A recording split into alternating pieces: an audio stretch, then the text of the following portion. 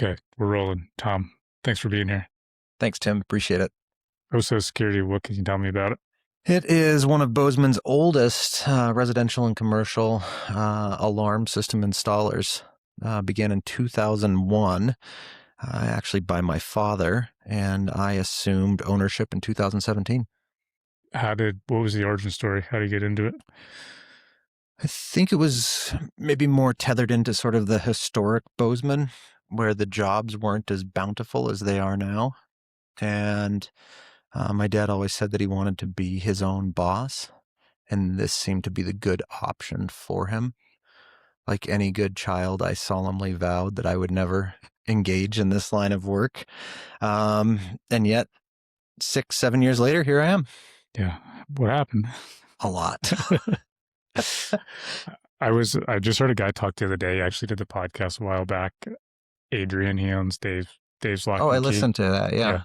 And it is cool, like the history of that business, because I think it's a 70-year-old business. He's owned it for a couple of years, but it's been Dave's Lock and Key since the 50s, I think. Well, and he has a great lock tech whom we use on some of our jobs. Oh, cool. Yeah, who's exceptional.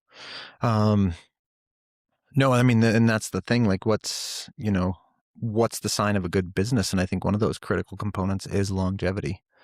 Because you can come in, I mean, we've seen builders come and go from the Bozeman Big Sky area where their business model is designed around the pretense of a cash grab.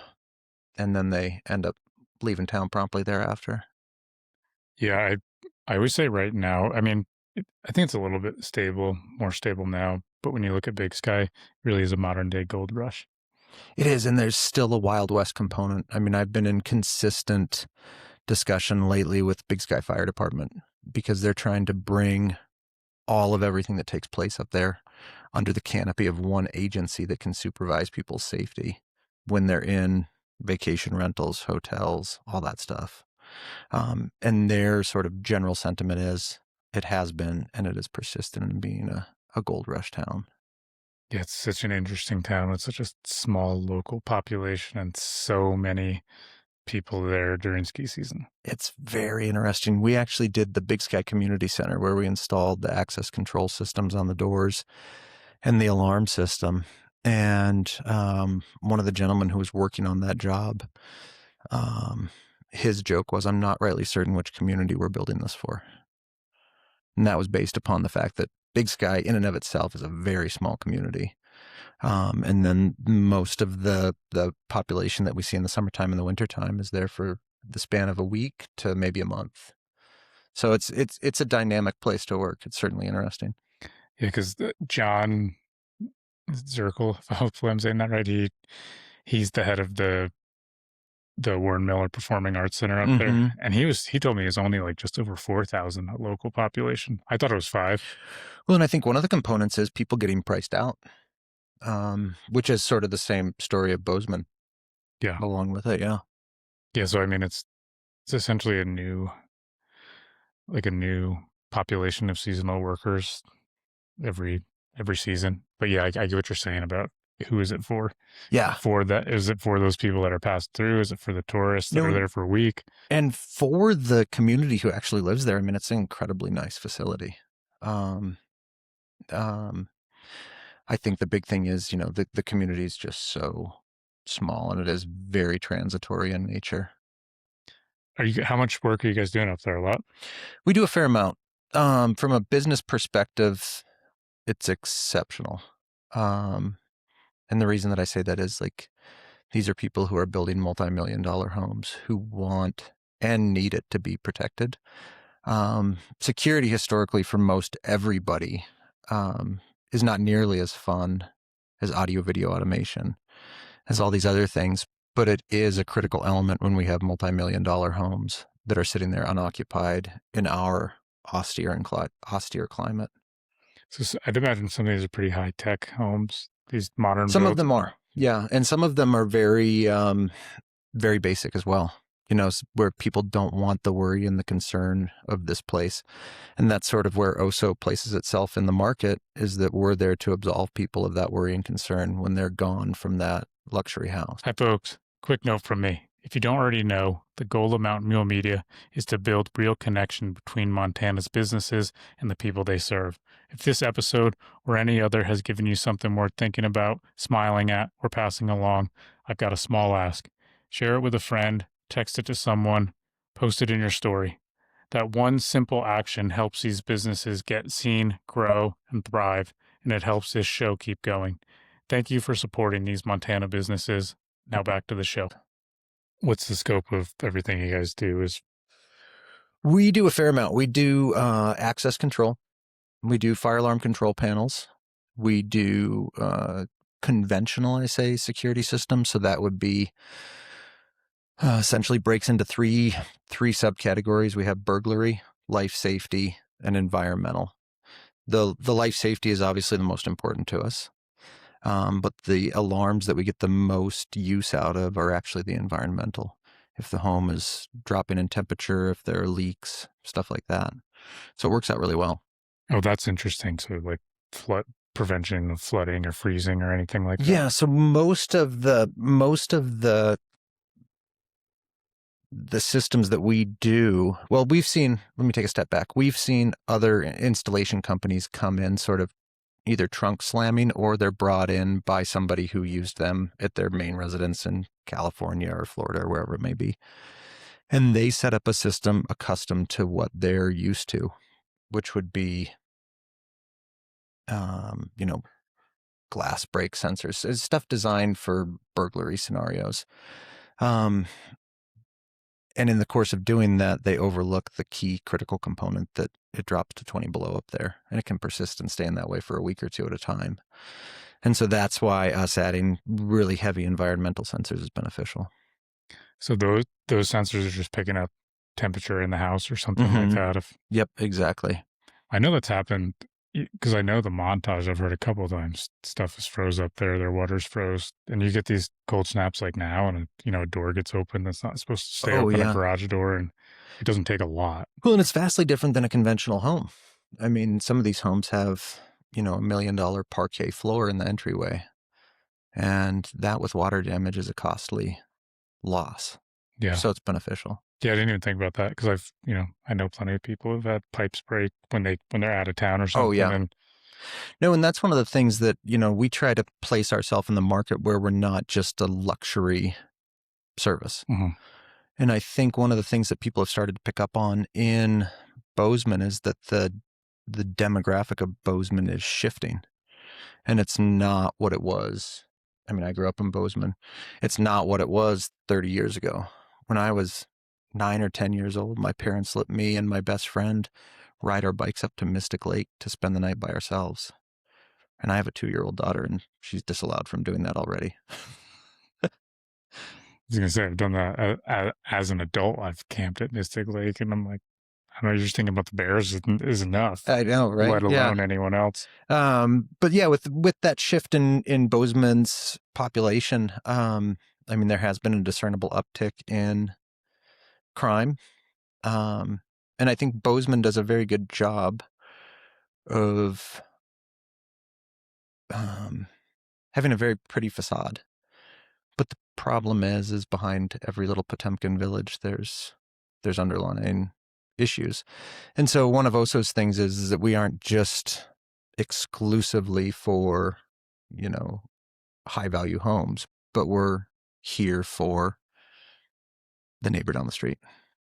Yeah, I was going to ask you about that because I knew you were in law enforcement and you'd mentioned this, but I figured we'd go down a rabbit hole, but we should anyway. How common are the break-ins here or in Big Sky? And there's so we have 2 dogs. My wife and I have 2 dogs, and I walk them up on Pete's Hill with regularity.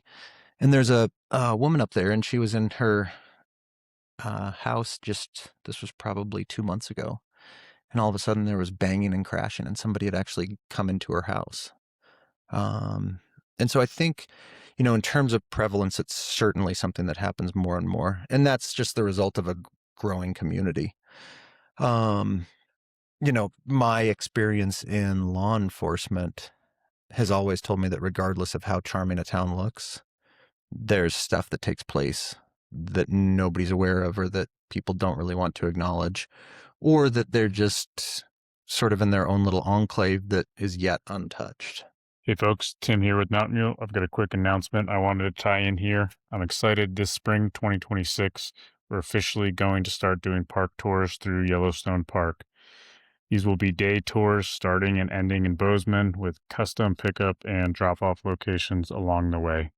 We're building out the program now, so there'll be lots of updates coming through, but please keep us in mind if you've used us for transportation in the past. We plan on delivering the same quality of service, and we're excited to be able to expand what we're doing to have a busier summer for the teams and be able to offer more options. And where were you in law enforcement? So I was in law enforcement in Wyoming and started out as a sheriff's deputy in Sheridan County. And I worked as a special agent with the Wyoming Division of Criminal Investigation, as a Sheridan PD officer, and as a sheriff's deputy. So were you seeing any worse stuff than anyone else would, or just... I think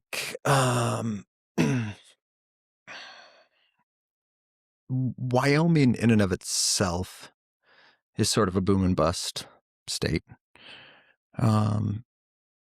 based upon like their extraction industry. Wyoming was sort of that rough, gritty sort of Western feel to it. There's a fair amount of substance abuse that manifests itself in different ways throughout the community. So the vast majority of my job in law enforcement was predominantly oriented towards substance abuse and the fallout from that. DUIs. Wyoming per capita has one of the highest suicide rates in the nation. Interestingly enough, this is a total caveat, but we do suicide trainings, and one of those suicide trainings, they spoke about the high suicide rate in Wyoming. And it was hypermasculinity. So if men had problems, they weren't willing to engage with their friends about what was taking place.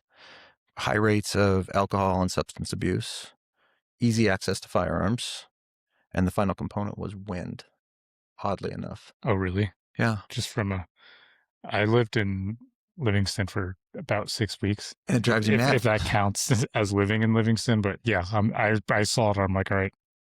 No, I mean, I can do dark. Like I've lived in Alaska. I've lived in Eastern Europe. I can do rain, but you put me in a windy climate and no thanks. Yeah, I don't know. From my experience, it was my peace of mind. It just really never existed. Yeah. No, it's very interesting. And I mean, I went through the law enforcement academy with a guy from Rollins PD who told a story that I don't believe it happened to him, so it could have been urban legend, but supposedly somebody who worked for Rollins PD went out on a traffic stop, and it was so windy that the wind tried to rip the door off the patrol vehicle, and they then could not close the door. Damn. Yeah, I mean, if that door gets caught wrong and the wind's hard, that makes enough sense. Though. Yeah, it becomes a kite. Do that with the drugs and the alcohol. I was saying to John, who runs that performing arts center in Big Sky, and I was telling him I think it's a very cool thing that they do that in such a small local community of Big Sky. I can relate to this because I grew up in such a small town too, and when there's nothing going on, you kind of look for trouble, and these end up being a lot of the downstream effects of nothing better to do but drink and drugs. And there's just the fact that they have some pretty cool performers come there, and the kids in the high school local up there get to see that. I'd imagine for some of them that, might be the first taste or look at there's a different avenue for me to do something. I think so. And I mean, not to get too far into like demography and whatnot, but I think there's also a component of, if somebody has access to the world through finances, it opens up doors. And if somebody's lacking access to the world, or doesn't foresee a future for themselves, we're going to see increased rates of substance abuse. Yeah, I think that's always a toss up for people when they, when you're raising kids and you think you don't want your kids to be spoiled, but you also want them to have opportunity that maybe you didn't have, or maybe a lot of people don't have. Yeah. And I don't know where the balance is. And I don't have kids, so I'll just sit here and criticize other people. It's easier that way. Yeah. We have one child, and I mean, yeah, it's one of those things. I want the absolute best for her in her world, whatever that looks like. But it does beg the question of how much is too much, how much is too little. And at this point, she's 2, so it's pretty darn just lovely and easy. Yeah, just having fun now Yeah, and enjoying exactly. it. Yeah, Yeah. chase her around the kitchen island. Yeah, it's a weird, and people are all so different that it's not like you can just, there's not a prescription that's going to. Yeah. Yeah. I mean, it could be, my wife and I are, I think, very outdoorsy, but it could be that little Quinn's going to want to spend weekends shopping at Sephora. Yeah. I want nothing to do with. Yeah, Yeah. exactly. Yeah. I've got 3 siblings and we grew up on a farm and they were wildly different. There's like similarities with me and my sister. And then me and my brother, like basically outwardly completely opposite. And then my oldest sister, same thing. So there's, we all grew up with the same parents on the same farm, but we're very, very different Oh, yeah. it's wild, isn't it? Yeah. My wife is a twin, and she and her twin are thick as thieves, essentially.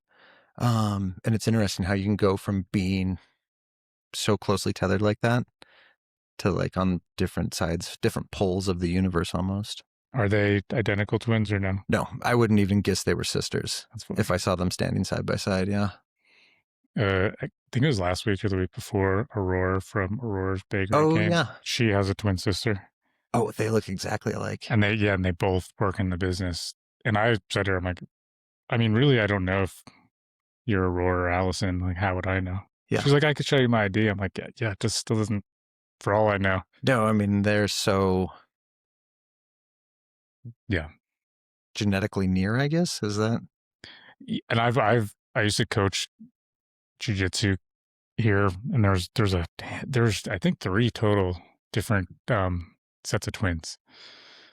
Yeah, like this was over the course of a couple of years. It's really hard to tell them apart for a long time, and you got to pick little nuances. Oh, it's wild. And it's just funny the way they can mess with you. Yeah, no, it's pretty neat. Back to your security business. What is there anything that people wouldn't expect about the business, or that surprises you, or humors you, or drives you crazy? I mean, like any good business ownership saga, there are things that drive everybody crazy. One of the areas that we've really tried to, let me take a step back. One of the things that I've done, and call it good business or bad business, is I always try to make myself available to customers. And that means that I even get customer phone calls that aren't related to what's taking place with us. I've had customers call me with boat malfunction issues. And I say, I think you've got the wrong Tom because I don't work on boats. And they say, oh no, we just knew you'd answer the phone. Which is flattering, but can also be wearing a little bit. I mean, before we started, you and I were discussing the quantity of phone calls that come with business ownership in Bozeman. So yeah, it's interesting. Yeah, that alone, in my experience, can set you apart from everyone if you just can answer the phone and be there.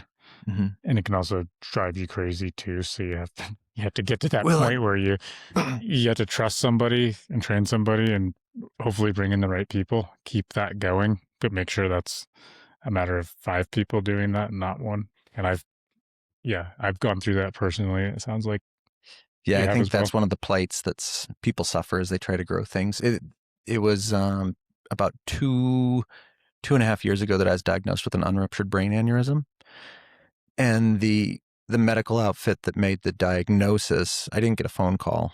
I just got a posting to the patient portal or the MyChart. And it said, it was a result of a CAT scan. It said, patient has an unruptured brain aneurysm. Advise immediate consult with neurology. That's wild. And so I called neurology and nobody answered. And I called the doctor and nobody answered. And it was about a week before I could get any variety of determination. And it showed me what an exceptional job I do at actually getting back to people. And it really kind of reinforced that component of, everybody who's been on this podcast is in business. And I'd presume that virtually everybody who came in here, I mean, I guess I can only speak for myself, but everybody that's come in here will say, I may sell security systems, I may install locks, I may do this. But the biggest component is we're all dealing with people. And I mean, if you can do it, for me, if I can do it well, or if I can make people know that like they're valuable to us, not just for, furnishing a job to us, but like we truly are caring and concerned about what takes place in their world, that's the key to the kingdom. So, and as I told you, I had someone answering my calls today. So this was a revolutionary day for me. But it's funny because I went and met with someone who's referred business to us. She manages a hotel, and I hadn't met her yet, but she'd called a bunch of times, sent a bunch of clients her way, and I really want to go meet her in person, shake her hand, say hello. So I went there, and she's very lovely, and I'm talking to her. It's ironic that I finally had time to do this because I didn't, have to answer phone Because the calls. phone's not ringing all the time. But she said, you guys, from the first time we called, you guys were so great. You answered right away. And we hear back right away, and our clients hear back from you right away. And that was the distinction. Mm-hmm. There's a lot of people in my specific industry that do this. And I sometimes that baffles me, but I think that just comes down to what your priorities are and I guess personality traits. Yeah. And I mean, if I look back, some people may call it like terrible business ownership. But if I look back on the tenure of my ownership in the business, we have not matched the growth of Bozeman. We aren't on this big, giant increase, but we're slow and steady, which is preferable to me. And I think what that has yielded us is that we have clients who are loyal to us, and we have clients who recommend us. We've never advertised. We got a legitimate website 2 years ago, if that. So all our business has been word of mouth. And when somebody gives their friend my phone number, they get me, which is a luxurious position to be in. For me, if I'm looking for somebody who is going to provide service, finding that person and being able to talk to that person is huge. Yeah. Yeah, I agree. Because that's what I look for. And we were talking about it when you call a company, customer service, and then you're getting some answering service in the Middle East, it can be frustrating. Sometimes it's hard to hear, there's just the barrier with the accent, and it can be a little bit disheartening. I had an Epson printer that failed several years back. And so I called tech support to try to bring it back online. And at the end of the day, I just went and bought a new printer. And I thought to myself, I've lost more money trying not to throw out this printer than if I just, the second it broke, went off and took care of it. And then at the same time, I'll also say that the biggest struggle for me has been letting go and, trusting other people.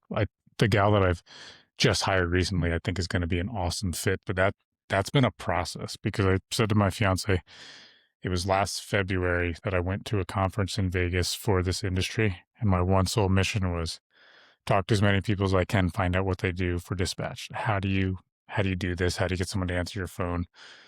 I was an owner operator when I started, so I was driving most of my clients, and even that has a limitation because you can't answer your phone when you're driving.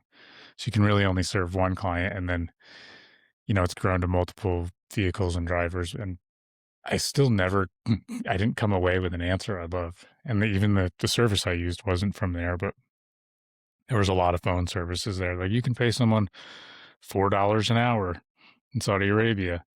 And I'm like, I really can't though. I could like, that's not, first off, I want to employ people here in this state where I do, where I do business and where they live. And second, they need to, I want them at least have a pretty good idea of the area. In a lot of senses, we're a concierge for them when people call from out of town and want to know what to do. And it's almost, it's January now, so it's almost a year. And this is the first day that I've had someone else take my phone calls. And it was not an easy process. No, and I mean, that's been one of the big issues for me is how do I relinquish things while keeping that personalized touch? And I suspect that's a toss-up for most business owners, at least those who are truly concerned about like a customer care experience. And the way that I perceive it is, I mean, I look at what people have entrusted us with, if I'm entrusting somebody with something that's high value, I want the ability to contact that person. Yeah. Now, adversely to that, we have customers whom I've never met, oddly enough. So Yeah, you and me alike. And when I look back at that almost year though, it was like 1 week's worth of actual work to get this to happen. But it's like so it was all internal. It's all me. I was the biggest constraint. And I really do think that my clients will be just as well off, if not better, having someone that can more consistently answer because like I said, I'm still because I'd sit here with podcasts and I'd know like some calls are coming in and they're not getting answered. And in my mind, I'm like, man, I'm doing a disservice to my guest and I'm doing a disservice to my clients. And this is on me. And luckily this forced me in a lot of ways to do this, to do it, which is great. Yeah. And I mean, there's certainly ways to navigate it because other people have done so successfully, right? But no, it's interesting. I don't know if you've ever experienced that component of you're really enjoying a conversation with somebody, but in the back of your mind, you're thinking, I've missed 4 phone calls. Yeah. I didn't respond to that email. Like, Yeah, it takes you out of the present.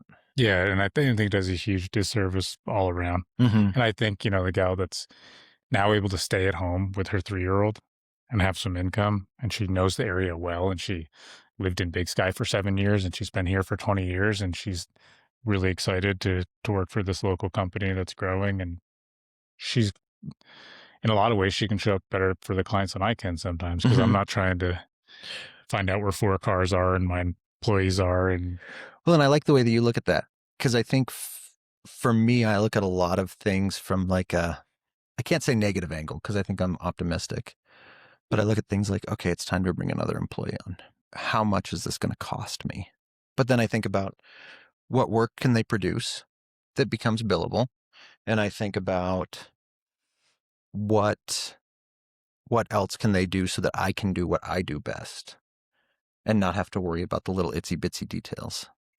maybe you'll like this because I kind of came to this more recently, but I was saying not specific to this dispatch position or to the assistant position. And I flipped it and it's been so helpful. I said, how much is this going to cost me if I don't do this? And and I really thought about it. I'm like, oh, a lot more. Mm-hmm. It's not even an expense. It's just an investment because it's gonna cost me way more if I try to do it myself, and it's gonna cost my clients. It's gonna cost my company. But I don't know. It's really easy to say. It's harder to do, but that's helped me a lot. Is just flipping it's gonna cost me more to not make a hire. Yeah. But it's gonna cost money, but it's invested money. No, I mean, and I think there's like a good return on certain things too. I mean, I remember the first time that I sent people out and I felt like I was somehow robbing my clients of not being there personally. But the reality is, if you want to build a small, successful business, you can't be the one person, or I can't be the one person doing it. Yeah, I felt the exact same when I hired my first driver. What's my client? What's my regular client going to think when it's not me? Yeah. But there's a size where it'd be really cool if I could, have one vehicle and drive some clients around and make a good living. It's not realistic here in Bozeman, unfortunately. No, and I mean, one of the things that I evaluated when it was just me originally was no matter what I do, I'm always going to hit the same financial threshold every year. Yeah. And there's a lot that comes from being able to furnish somebody a good job where they earn a great paycheck and you're furnishing somebody a service through that. Yeah, there's all these there's all these stair steps because then it's like, well, if I get to here, then I could give a few people a good job. But there's these different thresholds that I've found that if you don't at least get through, you'll be in that in between where you're not quite the right size to get certain discounts or be able to provide certain benefits. And even from an insurance standpoint, there was carriers that wouldn't take us on until we had a certain amount of vehicles. Pretty substantial discount when we went on with them, but you got to get through these, and then it's, well, do we have the volume of work for that many vehicles? And I think you play that game, and that's why some of the biggest companies are the biggest companies because they do things at scale, and they can offer everything cheaper because they can get things so much cheaper, and you're kind of in that seesaw. Yeah. Well, and I have a mentor down in Boise, and he refers to it as the flip. You push and you push and you push and you push, and then that rock finally flips over. And then you can stand on that rock and work your way up to the next one where you're pushing and pushing and pushing and pushing. Maybe it's because I play things out of as like a sense of conservatism in terms of like how I interact with the business. Like we don't do business on a debt basis. We don't, play that way. And so everything that we do is based upon the capital at hand as opposed to like, let's blow this thing up and see what we can do. Yeah. And that can be a much more relaxed and not as stressful way to do things versus like when you got serious debt and serious payments, and then a lot of times your back's against the wall. Yeah. No, and to be in a position like that, I mean, I lose sleep with my job anyways. To mix in financial terror with that does not sound appealing. I want to back up because when you said you essentially found out about this, was it a brain ulcer? Oh, an unruptured brain aneurysm. Yeah, because you think someone quitting a job or breaking up with someone in a text message is pretty brutal, but this is a new level. That was an eye-opening experience of Yeah. what terrible customer service looks like. Yeah.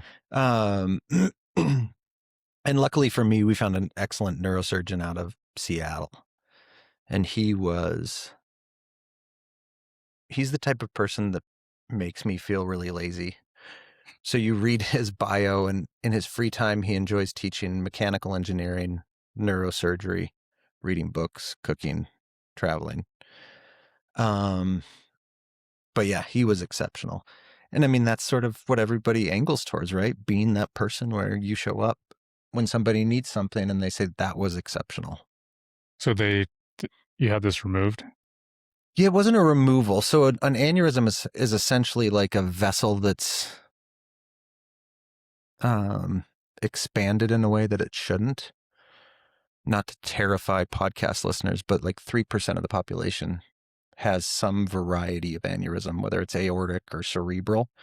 Mine was cerebral. So where the middle cerebral artery enters the base of my brain, it forks and forms a V. And in the middle of that V was a little bubble. It's called a berry aneurysm. And the original scan revealed the aneurysm. The neurosurgeon said the risk of doing surgery on this aneurysm is greater than the risk of just letting it sit there. But we want you back in a year so that we can see what it looks like. We're going to do another scan. So we did a scan a year later. And I can't say that I was particularly keen on wandering around with a brain aneurysm. But we did a scan a year later, and that revealed that the aneurysm had slightly grown. And so then the risk of the aneurysm bursting was greater than the risk of going in and doing open brain surgery. So they did surgery? Open brain surgery, yeah. So they cut from essentially right above my temple up to the top of my forehead, and then scalped me back a little bit, which really removed the hair, as you can see. They did a good job because there's you can see a little scarring, but yeah. I mean, I see it now that you say it, but it was funny when the neurosurgeon, I had a hat on. When the neurosurgeon was explaining what he was going to do, he said, what we're going to do is we're going to peel your scalp back, and then we're going to cut out like a chocolate chip cookie size wafer of skull. And then we're going to go between the middle lobe and the frontal lobe, and we're going to clip that aneurysm. And then we'll come back out, put your skull back in, and then we'll just staple it shut, but your hair's going to grow over it and nobody's ever going to see it. And then I pulled my hat off and he said, we'll do more of like a plastic surgery closure on that. How long ago was this? This was May of 24. Okay. So your daughter was born then? She was 6 months old at that point in time, which was a new type of terror that I've never experienced. Yeah, I could bet. Yeah. Well, that's cool that you found someone so qualified, and seems like he obviously did a very good job. Did a great job. How much did they use a lot of robotics and stuff for this? So I asked for like a picture or video because who gets to see their own brain? Oh, that's so cool. Isn't that wild? Yeah. But I have yet to see it. Now, it took place at University of Washington Harborview, and so they're a teaching school, so they do film stuff and take care of it. So, I mean, pretty wild that they could do it and that I could come back out and be functional thereafter. Are you planning on getting that footage or picture at some point? I want to. Yeah. I want to. I just did a recent MRA and CTA follow-up to ensure that I don't have any other aneurysms. And I think when they contact me again about that, I'll say, hey, just a little reminder. Can I see what the inside of my head looks like? Yeah. How did they find it originally? So I built a wood-fired sauna in our backyard. I used to live in Eastern Europe, and over there they call it banya, and I fell in love with it. And it's basically, I mean, it's a sauna. And I went in there, and I had like a whooshing in my ear, which they called, it's pulsatile tinnitus. And I guess this is according to the ear, nose, and throat doctor. It's not tinnitus, it's pronounced tinnitus. And I told my wife about it, and she said, yeah, you're 41, maybe you should go see the doctor. And I said, nah, I'm fine. And she said, no, go do it. And the doctor, the ear, nose, and throat doctor, ordered a CAT scan, which seemed like overkill to me. Now, that had nothing to do with the pulsatile tinnitus, but it did reveal the brain aneurysm. So they just happened to catch it because of... Yeah, it was just dumb luck. Because if that would have ruptured, it would have been an excruciating headache for several seconds and then lights out. Yeah. Which, in the whole scheme of things, not the worst way to go, but I prefer to do it at like 85. So, and tell me how this correlates with the sauna of having this. Oh, so the sauna, just when you're in sauna, because of the heat, you're, and a sports physiologist could probably better discuss it than I, but because of the heat, your body's trying to cool itself down, so it's moving more blood, so you have increased heart rate. And with every beat of my heart, that's why it's pulsatile tinnitus. With every beat of my heart, I'd get an audible whoosh, whoosh, whoosh in my ear. Presumably, he thought maybe it was like a low-grade sinus infection or ear infection that I had that I was unaware of that cleared by the time I had the CAT scan. So that issue resolved itself. That issue resolved itself, yeah. Have you been to the bathhouse that opened here? No, but you should go. It's sick. No, that's what I hear. Yeah. And it sounds like, so in college, I had a friend who told me, don't tell customers that you're a Russian language major because that might freak them out. With the proclivity of Russians falling out of windows and whatnot these days. But he, a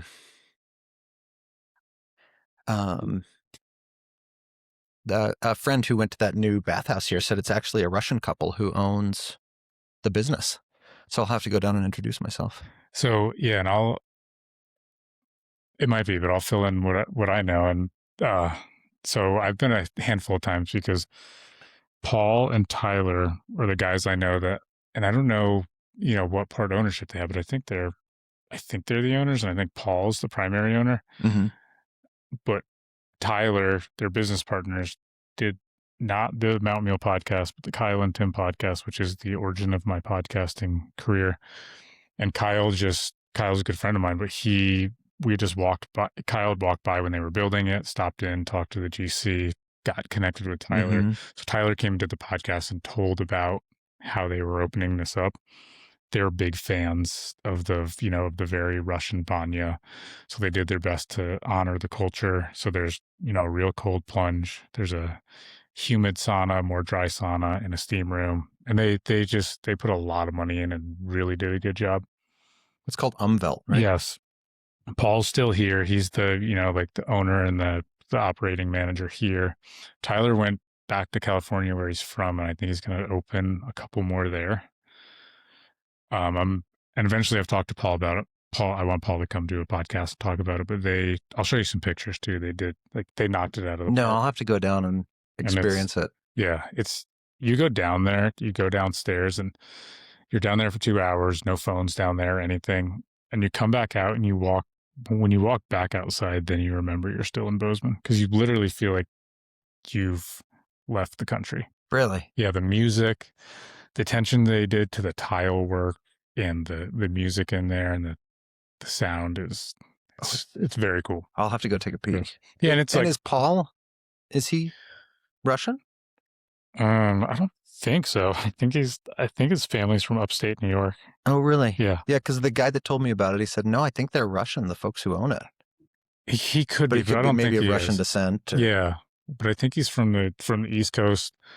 But I don't know what the original origins are, but I know Tyler's from like central northern California, and Tyler's really interesting story. He worked on like crab boats for 10 years in Alaska. Oh, really? But he'd always had this interest. I know he's a big rock climber, but he always had this interest in the banya because there's one in like Silicon Valley area. Some of these really traditional banyas. Uh-huh. I don't know if you've seen the guys like do they do the leaves and everything? Yeah, Yeah. yeah. And that's what I had first done in Seattle. That was my first experience. And there was guys there with leaves and everything. I'm like, this is a whole thing. Well, it's really interesting because when I moved to Russia, I lived in the Republic of Bashkortostan, which is sort of, my mom called it the Nebraska of Russia because it's sort of like rural provincial Russia. And it's beautiful because it's on the western edge of the southern Ural Mountains.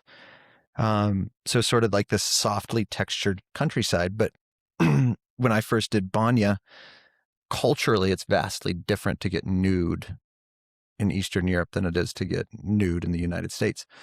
So I went into this banya nude with like 4 other men, which was an oddity for me because that's not sort of the conventional Quaker American methodology. Mm-hmm.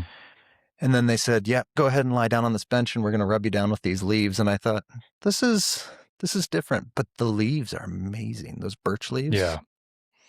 And for anyone who's getting excited, it's not a nude bathhouse or freaked out. Yeah, exactly. Whatever your fancy is, but that's not the bathhouse here in Bozeman. Yeah, no, I can't imagine that it would be. And I think that one that Tyler was speaking of in Central California, I think that one was a nude. Like that was, I think it kind of changed as it evolved and popularized, but I think that was because that's very traditional. If you're, yeah. And I can say this. I mean, this is 1,000 miles away from talking about OSO Security, but like being, not to offend any listeners, but being nude in a sauna or a banya feels vastly better than being like constrictive and hot in a pair of swim trunks or I don't wear a bikini, but presumably in a bikini as well. And the luxury that I have is that we have one at home. Yeah. And that our neighbors are gone most of the year, at least in the wintertime. So I get the liberty of wandering nude into the backyard to take a steam. Do you have a cold plunge or no? I do. I have a 100-gallon stock tank. Nice. It's very, very elite.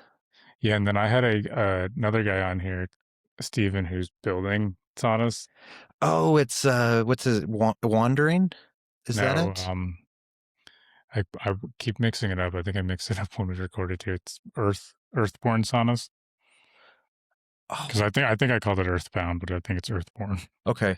And he was saying, he's like, well, sauna, like the word sauna is actually a verb. Like, he's like, because to sauna is to go from cold to hot to cold to hot. Mm-hmm. Like sauna will just be described as, oh, this is a sauna, but like to sauna is to go back and forth as you use it. And I've never heard anyone explain it like that. Yeah.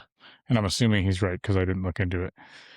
No, it's interesting. I mean, because the Russians, it's the same thing. Like you go banya.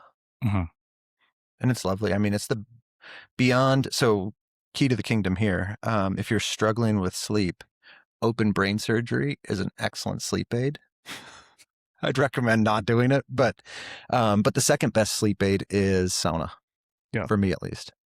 Yeah. I don't know. Me and my fiance have done it a handful of times and we love it. And as Steven said, and I think this was Tyler and Paul's kind of main thing behind it, is the big thing that everyone goes crazy about the science, mm-hmm. And there's a lot of great science. There's great science behind it. Yeah. Their big thing that they're harping on, and I see it and I felt it there, is the community that it creates. And I think that's a lot of the Russian culture is you go with a bunch of friends, family, and you create this community. And that was the thing they really wanted to create there, is where you go with your friends, or you see people and you just have this sense of community. Your phones aren't there. And that's kind of a cool side effect that I think isn't as thought of.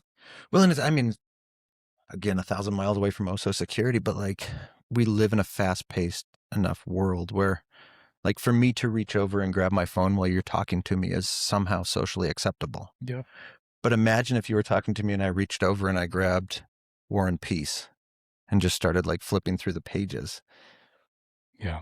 All of us would be offended if somebody did that. But for some reason, I can grab my phone and send off a message and it's not offensive. If anyone wants to know if they want to offend me, they can grab their, like, I'm personally offended when somebody picks up their phone, because and I don't mean to be a dick, but sometimes I'll just stop talking and then I'll just look at somebody, and but I'm just at the point, like, look, if we're not going to talk, then let's not even talk. And that's just me. Probably, maybe I am a dick, but I don't think so. It drives me crazy. No, and it's interesting, and I'm terribly guilty of it myself. Like, Yeah. I mean, look, I had to send off a work message right before we started.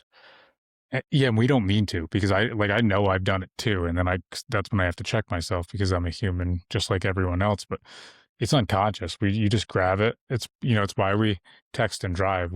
People don't think, oh man, can't wait to get in an accident and kill somebody, because obviously I've got to send this text. But our brain doesn't even, we just grab. It's habit. Yeah, it's nothing. I mean, I became repulsed with myself. This was probably 3 or 4 years ago, because my wife and I were sitting in front of the TV one night. We're trying to do a screen-free upbringing for Quinn, at least at this point. But at that point, it was just us and the dogs, and the TV was playing, and I was looking at my phone, and I was like, ugh, this doesn't jive well with me. And so the best course of action that I could come up with was to take up knitting, because it would give me something to do to like ease the fidget, but it would also make me feel like I was making progress on some type of project. That's actually, that's such a good idea that I feel like I wouldn't have expected you to say, but I've been there. I'm just as guilty, because I've been there with my laptop. There's my phone, and I look up and there's the TV. Yeah. It's like, what is actually going on right now? Well, and as a business owner, I mean, it'll be 9 o'clock and I'll send off an email because I'm sitting there with it. And I think that's one of the big things, is like, how can I turn off the work and turn on like the home and the comfort? Yeah. This has helped me recently, and you probably, because you have shop in Belgrade, live in Bozeman. Yeah, same here. The drive home is when I do my best to switch. And I've said to myself when I walk home, okay, now I am, soon to be husband. I'm fiance now, but I'm not like business, and just I'll like try to leave that business owner hat here. And sometimes we'll have our debrief when we're talking, and my fiance is a business owner as well, but we really try to separate. It's been very valuable, because otherwise I'll stay on, and then we're laying in bed talking about it. I'm like, this is a problem. No, and I mean, I go to bed. Yeah. Like right now I'm reading garbage literature. So my wife reads like these beautiful books where I pick it up and it talks about like the lilting grass in the meadow. And I'm reading the Gray Man series, which is, perfectly mindless and enjoyable pre-bedtime. But I still have a hard time shutting off my brain at work or from work. And the big thing that I've really tried to make an improvement on is getting home and being fully present while Quinn is there. Because we're in a very luxurious position insofar as that my wife has taken a long time off of her job. And me being at work, that means the time that I get to see Quinn is between 6 p.m. and bedtime. See what happened? My phone ended. That's perfect. Yeah. Sorry, continue. Quite all right. No, so like that, I want to be present, and how do I do that? And how do I step away from the reality of work? Yeah. I don't know the answer, because I'm like, it's an evolving process. Yeah. A friend of mine, he did the podcast a while back, and him and his wife have been working in the same business together for the last 15 years. He said he would come back with her, and they would do a podcast together talking about how they, set these boundaries and Uh-huh. have made this work because he's openly said, it gets to the point where, especially being in the same business together, where there's no boundary, and then it's you can only imagine. I mean, I cannot imagine working with a spouse. Yeah. Not out of the fact that it would drive me crazy, but out of the fact of, hey, did you take care of ABC? I did X, Y, and Z. What about L, M, and N? Hmm. It'd be painful. And I'm hyper cautious of it specifically because I grew up on a family farm, and working with your family, it's it's dangerous territory. Well, and I think working with family can be dangerous territory anyways, Yeah. because you're the dividing line between family and business becomes blurred. Yeah. Yeah. So I don't know. Like I said, it's a work in progress, but the switching off and the drive home has been great for me because I think that in my head, okay, whatever I need to whatever I need to sort out, I usually just try to do before I leave here. And stuff comes up. There's obviously lots of nuance with that, but Yeah. at least having that intention to. No, and stealing that moment for oneself. I mean, that's something that I've thought about. It's like, what is my level of effectiveness if I'm beat down, burnt out, tired, whatever it may be, as opposed to if I'm waking up refreshed? I mean, my employees, they work 4-day work weeks, Yeah. and they show up on Monday ready to go because they have that associated downtime. What do you guys do for 10-hour days? We do 4 10s. Nice. Yeah. Yeah. Which, when I crunch the numbers on it, is a big order, because if we're sending somebody up into the hinterland of the Yellowstone Club, we can assume that we have an hour and a half drive up and an hour and a half drive down. So 3 hours out of a 10-hour shift vaporizes. Nobody is ever going to be running at 100% of the time. So I can assume that we have 6 productive hours of work taking place. Yeah, I guess the value add is that you're not doing that 5 times a week. Exactly. Yeah. And I mean, I'm a huge proponent with my employees of saying, I want you guys to have a nice family life. Mm-hmm. Because if everything's firing well on the home front, it's going to be firing better at work. And so if somebody's out fishing with their kids on a Friday and they show up on Monday refreshed, that's what I want. Yeah. I know that I've heard things about meditation, probably the sauna and stuff, but I've heard people say things as crazy as if you were to meditate 2 hours a day, you'd be, X more effective with what that 2 hours would give you than if you worked those 2 hours. I don't know how this data has been figured, but I do think there's something to letting the brain and the body rest properly. I think so. I mean, something that I saw a while back was that if someone is spending, they take their downtime, but they're thinking about work, or they're thinking about some variety of reality that they, is not truly restorative, then you're really not resting. And I've also heard a thing about meditation, whereas if you can't meditate for 30 hours a day, if you think you can't meditate for 30 hours or 30 minutes a day, you need to meditate for an hour. Yeah. Yeah. All those things, we hear them forever. They're really easy to talk about and pretty hard to do. Yeah, exactly. Well, and after brain surgery, one of the things that I thought about was trying to get more into meditation. And I think about it with regularity. But the Dharma Center ran like a meditative clinic where you could show up on like a Tuesday night for 30 minutes and they could talk about meditation. And I bet once a month, I think I should go to their midday meditation. And I never do. So I need meditation, apparently. Yeah. So I do this pretty regularly, and it's fun. Like, I mean, whatever. As I'm going to say, it's funny, but I go to a yoga class pretty regularly on Wednesdays at 9:30. It's for me, it's essentially just a meditative practice, and the class is mobility. It's like active recovery and mobility. It's not, we're not trying to do anything. Yeah, like the It's not. seven-pointed lotus or whatever Yeah, it it's is. not a Pilates class and it's not a hot yoga class, but that has a. I didn't notice this till almost 8 weeks of doing it consistently. I made an intention middle of 2025, but about like 8 or 9 weeks later, I realized that my focus was getting better and just my breathing, because they're always harping about the breathing, and the breathing would just come back to the presence. And I'm like, wow, so I do it. Almost every week. It's a rare exception that I'll miss it, but it's simple, small thing, but I think it does have a pretty big effect. There's merit to that. Like when I've been sitting on the couch knitting next to Kate, don't tell anybody because I don't want to wreck my tough guy image that I've been cultivating for years. Good thing this isn't a recorded podcast. I'm talking about my yoga class once a week. Everybody's like, what are those guys we're doing doing? Yoga and knitting. The Bozeman Hypermasculine Male podcast. Bozeman and Knitting Club. But Kate has actually, there's a great knitting club at Styx. It's on Thursdays. You would know. I've so seldom gone though lately because of Quinn. But Kate says that she can hear my breathing change while I do it. Oh, interesting. And I think it's because like you're just focused on what you're doing.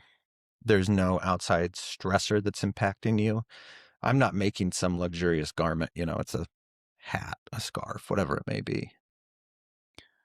I'll tell you what I did in 2019 was when I moved to Bozeman, and there was I had only just started, like, I guess in 2019, ever doing a yoga class, which is the last thing on God's earth I thought I'd ever do. And, it was enough listening to podcasts and hearing. I'm like, whatever. I'll try it. I'm pretty far from home. No one that knows me will. my tough guy image can stay intact. Yeah, it's like I've got a clean slate here, so no one's going to know.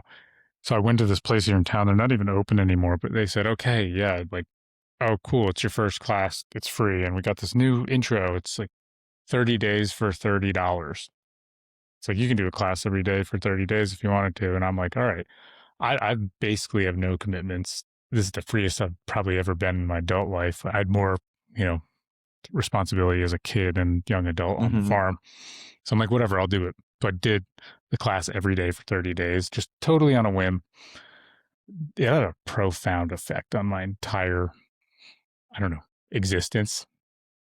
I don't look, if I'm being real, there's no way I'll make time to do that at this point in my life, but is impressive because I had noticed my breathing, myself. I'm like, whoa, and I'm at a different, there was like, because I was just dating around for fun a lot during that period with the girls, like, oh yeah, you got that like glow to you, that because I was telling her I'm doing this class, or like your post yoga class glow, and I'm like, yeah, I can feel it because this is like day 26 or something, and it had a pretty profound effect.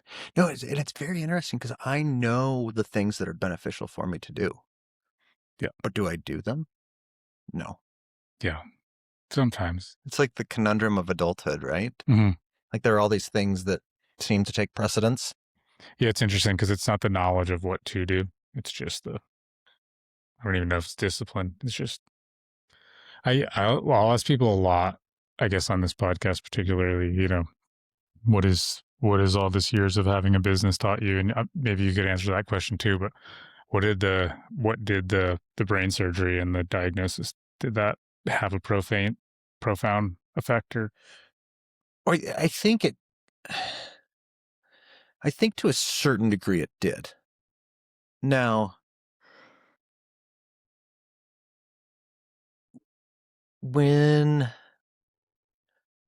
like, certainly leading up to brain surgery, because they told me, hey, we want you in 2.5, 3 weeks, whatever time frame it was for brain surgery. And I mean, I ran into a friend up on Pete's Hill and I said, how are you? And he said, I'm pretty nervous. I go in for surgery. I smashed my pinky and I'm going in for surgery because they're going to reattach a tendon on my pinky. And he says, what's new with you? And I said, I'm going in for open brain surgery in a couple of weeks. But between having a new baby, which vastly changed my perception of the world, and going in for brain surgery, there was definitely some like tectonic shifting taking place emotionally during that period of time. I think I don't know if I'm accurate in saying this, but I think also coming from policing provides people a different perception of life and reality. And so I think all those things, ultimately created that shift. My wife jokes around that either one of two things happened around brain surgery and my daughter's arrival. And she says it's either Quinn or maybe they partially lobotomized you, which is always so nice to hear. But the I think I heard you make a joke like that before. Continue. Yeah. Well, actually, so I'll say this. If I have a knitting question, I'll go to Sticks, and Cameron, who is a co-owner of it, I'll say, can I pick your brain really quickly? Mm. And she's like, you can't say that anymore. But I do like that. I need that like I need another hole in my head. Yeah. I'm sorry, I got so off topic. I don't even remember where we were. Oh, you were saying about the, how's that that shift in changed? perception? Yeah, between your new daughter. Honestly, I think having a child changed it. Because I grew up in a house where there was a lot of love, but there wasn't a lot of money. And because of there not being a lot of money, there were certain things that I became excluded from. I remember, so at about 8 years old, I got a paper route. And as a young boy in Bozeman, paper route money went towards like BB guns, pocket knives, candy from the gas station, fireworks on the 4th of July, that type of thing. And I had hand-me-downs from my older sister. And I was probably about 12 or 13, and I was wearing a pair of women's Guess jeans in the boys' locker room. And this kid goes, nice pants. Are those your sisters? And that was a shift where I was like, okay, paper route money now needs to go towards some clothing. And that's not to say that like there was nothing there, it was just, I didn't come from like an exorbitant amount of wealth. And so when Quinn arrived, one of the things is like something pivoted in my mind where it was like for a number of years, I'd owned my job. And it became, what if I tried running this as a business as opposed to a job? Now, what that looks like, since I don't have any business training, is a great question. And how I get from A to B all the way to Z is another great question. But the big catalyst or the big shift, I think, was Quinn, where I wanted her to have accessibility in the world. Now, not to say that she needs tons of this, that, and the other thing, but I want her to have the capacity to say, I want to join the ski team. And I want to be able to say, excellent, let's get you started. So. That's cool. That's an awesome shift to make. Yeah, no, and it's been, as you know, like all the evolutions of what a business looks like, from like single sole person running and gunning to navigating your way with employees. There's a lot to it. I was having this exact thought today and with all my free thought space because I didn't have to answer my phone. It was so quiet in here. But I was thinking, I don't know if anyone thinks this because you just don't know what it's like to own and grow and go through those growing phases of a business until you have it. But I thought of that as when I started, I thought it'd be really cool to have my own business, doing the transportation, the chauffeur service. And I never had the thought then, yeah, I can't wait till I'm, I got a crew under me and a manager under me and I'm, answering emails and going to meet with vendors. Like that thought never, and it's just very weird to see because it's basically evolved and morphed into a totally different way that I live my daily life. And I've also found ways to really make it fit for who I am, but I just don't know if people are ever thinking that far down the road. No, that was certainly nothing that had ever crossed my mind. And I like that thought. I remember having a discussion with a kid that I went through college with because I wanted to actually become like a history professor. And he and I were talking about it. And he said, I could never own my own business. And I thought, yeah, that just doesn't sound appealing. And it's funny listening to the different perceptions that people have of business ownership. Because sometimes for me, it's abject terror Mhm. as opposed to like, I'm a sole proprietor. And people are like, that kind of that catchphrase of like, it must be nice to be able to set your own schedule. And I'm like, I don't set my own schedule. Like my schedule's set for me when I'm out the door at 6:30 in the morning. I just said that to someone a couple days ago. Is yeah, I'm so happy. Like because my whole reason I'm in business ownership is because my like one of my driving values is freedom. Mm-hmm. So just want having that freedom to you know to quote unquote set my schedule, but decide who I want to work with and who I don't. And but it's the freedom. Like that cost is 60 to 80 hours a week because I finally don't have to do 100 hours a week anymore. So it's very ironic, but it's in a lot of ways it's a delusion. But I feel that I had the choice. It was my choice. No, and there is something that's refreshing about like, to a certain degree, being able to have capacity to manipulate levers in your life. There's also periods of time when I'll be doing something and I'm like, man, I just wish I was one of my employees. It sounds really nice.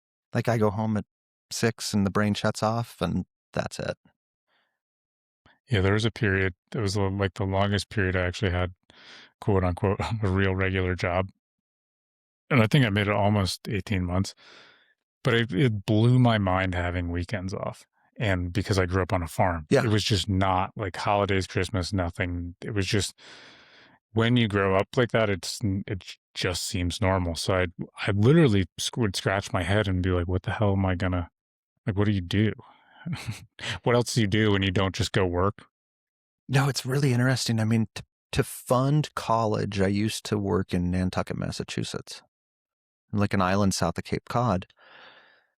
And I had this boss, Frank Lyle, who was an exceptional guy. And one of the things that he told me, and I've taken this to heart in my own business, was that you as an employee give me the life that I have. So that means I need to pay you accordingly for that. But he was always like, can you work 70 hours this week? And me as a 20-year-old kid, I was like, absolutely. And now as a 43-year-old, I'm a little bit more like, well, I'd like to get down to 50. That sounds pretty intoxicating right there. Mhm. Yeah, I don't know. I just like I don't even think about it. But I'm like definitely like try to make sure I'm here 6 a.m. And like for the last 2 months, that was basically 7 days a week because we're so busy. And I like don't even think about it. But it's also like you could I could even start somewhere at an entry position and work my way up in a couple of years and like probably be making more money than I am now and have like be working half the hours long term. Like because I have a direction of where I want this to go, like Mm-hmm. I'll should get that back 10 times over in theory. Well, what's the direction? I mean, just to like to this, like even this step today to not having to answer the phone. Mm-hmm. My thought is it'll be really cool as I'm getting married this coming summer, and we want to have kids in a couple of years. If I can, if I can build the systems in the team now to where I can really spend the time raising my kids, especially when they're young, like that's like I won. See, and I love that idea because I'm behind on building those systems. But you're still right there in a lot of senses too, in my Yeah, I mean, humble and totally outside objective opinion with a tiny bit of information. details. Don't Yeah. sweat the details. No, I mean, the catchphrase that I've come up with for business ownership is luxurious problem, but still a problem. Hmm. Yeah. It still feels like, yeah, that's a nice label, but it still feels like, it still feels like a problem. Yeah. Yeah. No, and I mean, it's interesting all the different hats that you get to wear. Hmm. I mean, from dealing with, employee relations all the way to customer relations, all the way to ordering. I mean, it's a complex process, that's for certain. Yeah, yeah, I mean, only you can speak to parenting, not me, but it's been a hell of a learning process just having a team. Oh, it's wild, yeah. Yeah. No, and I mean, it's interesting. I remember when I used to be a cop, I'd show up at a call, and they would have had 15 years to create, cultivate, water, and grow their problem. And they were terribly distraught that the problem could not be solved in my 15 minutes on site. And I think about that as it pertains to work. What can we do so that we don't carry problems? Say that again, the 15 years. Oh, I'd show up to, you know, some type of family disturbance or something like that. Mm-hmm. And this family had had their own variety of problems for 15 years. And they were upset that in my arrival in 15 minutes that we couldn't solve the problem. This like being a domestic thing that you're showing up to or something. Yeah. I mean, even if it wasn't like an arrestable type of offense, it'd be, well, we've been married for 23 years and he's still doing this. And I'm like, I'm not married to him. Yeah. That's yours to carry if you want to carry it. And that's been a good question that I've actually asked myself in owning a business is, what do I want to carry and what can I carry? Yeah. And what am I carrying that I didn't even realize I like took along the journey? Yeah, exactly. I Because mean, it accumulates. it's sort of like moving, right? I mean, when I left Wyoming, I came back. I think I just threw it out like maybe 2 weeks ago, but I had quite literally hauled something around with me from Missoula, potentially to Russia, back to Wyoming, back to Bozeman. That was inconsequential. But for some reason, there was like some emotional tether point that I had to keep that. You're making me think of something specific because I had a DeWalt metal chop saw Uh-huh. that I had to bring from upstate New York to Washington, clearly, because I had that was the construction job. And then I moved here. Actually, I had to go back to the farm for like 6 months, then came back here and it was in storage. And I used it here, the chop saw. What was it? And I said to my fiance, I'm like, see, that was my future me looking out for me now because 9 years later, I really needed that metal chop saw that I took across the country and back. And I'm like, just the idiocracy of that. Like, no, I mean, it's all that stuff. Yeah. I mean, I had a Russian language professor, Ludmila Prednua, and she printed out in like this terrible, like Xerox sort of slop fest, some of the things that we'd read in class. And so, I mean, quite literally, you could not read like Hero of Our Time by Lermontov because there's like stained ink on the page. But I carried that spiral bound, self made notebook of hers for 15 years. Yeah. When I moved over here, because I guess it hasn't even been 3 months that I've been in this shop and office. Mm-hmm. And I don't know where me and my fiance heard this somewhere, but she's really good at it. And it's something I really appreciate about her amongst many things is this concept of liminal space. And it's just having empty and open space and intentionally letting it be open space. So, maybe you have a shelf and like like half the shelf doesn't have anything on it or your desk or because I kept thinking, man, is this place too big? Can I afford this place? And I have a lot of extra space. And instead of unconsciously just filling all that space with shit, have intentionally kept it open. And it is amazing what it does to your mind to just have intentional open space. I mean, when I've moved into and moved out of places, sometimes that's when I like it the most. Yeah. Because it's open. Yeah. And I mean, there's a true thing to like the things that you own end up owning you. Yeah. And, like I look at some of my customers and I'm like, I would not be able to sleep if this was my house. until OSO Security came around, made it safe.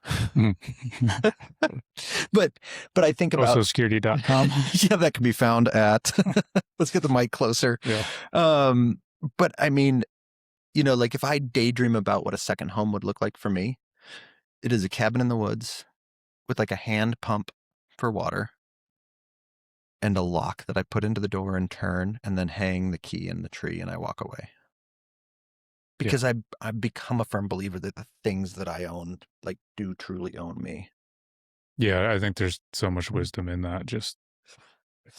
I think Parkinson's law. I remember Pat, I guess that came on a while ago, and he was talking in terms of finance. Parkinson's laws will always spend what we have, and that same law I think applies to storage and space. As we just fill it, so we get something bigger, and then we fill it, and that's why our means always rise with our income. Yeah, and I think it's a very, very common thing financially that it's just a human trait. That income creep. Yeah, and then you think, well, I can't just leave that garage empty, so I got to put 6 cars in it, and I got all those shelves, so I got to put tools. Yeah, I might as well throw something up there. Yeah. So I that's why, to Amy's credit a lot, I will just look and say, like, do I need this? And we're good about doing it with our closet and clothing that we never wear. And I'm like really wanting to hang out all my t-shirts with all the memorabilia that's on them, and I'm like, they just got to go, because the reality is I will never think about them again, and I will never wear them again, and they're just taking up space and like taking up mental space. No, and it's interesting. I mean, because I still have shirts that I'm like, I mean, having a kid and hitting that crux of like, in my mind, historically, middle age was always like 67. But I'm about halfway through my journey, God willing, right? Knock on wood. But I have like shirts that now feel a little bit tight. And I'm like, well, I'll just lose the weight. The practical reality is it's probably not going to happen. Just get rid of the shirt. Yeah. Yeah, and it's just taking up space, but yeah, it's hard to let go. Yeah. Yeah. Yeah, difficult. Well, cool, man. That covers security, I think. Jeez, we've discussed knitting, nude sauna, and what else? Yeah, so that's that. But yeah, Tom, if people do want to find you guys, your website is? It's ososecurity.com. Cool. And when they call, hopefully you don't answer, because you've finally got some dispatch and you got a little bit of. I mean, we're angling towards doing something. I have seen other businesses in the Bozeman area who have, shunted calls elsewhere. Survived. And they've survived to talk about it. And they've survived.